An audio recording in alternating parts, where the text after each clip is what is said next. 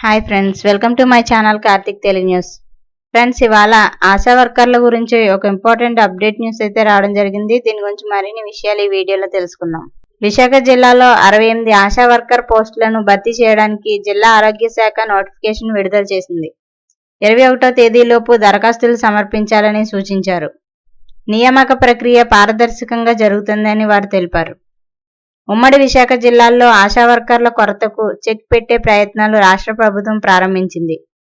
ప్రభుత్వ ఆసుపత్రుల్లో ప్రజలకు వైద్య సేవలను సమర్థవంతంగా అందించడంలో ఆశా వర్కర్లు కీలక పాత్ర పోషిస్తుంటారు. ప్రతి చిన్నవాటి నుంచి ప్రధాన వైద్య సేవల వరకు వీరి చేయూత ఎంతో అవసరం అవుతుంది.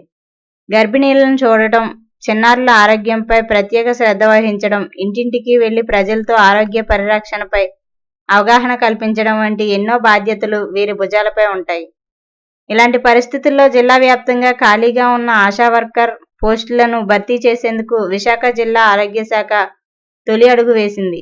ఇక మొత్తం 68 ఖాళీ పోస్టులను త్వరితగతిన భర్తీ చేసి ప్రజలకు మరింత మెరుగైన సేవలు అందించాలన్నదే వీరి లక్ష్యమని జిల్లా ఆరోగ్య శాఖ అధికారి శుక్రవారం ప్రకటించారు.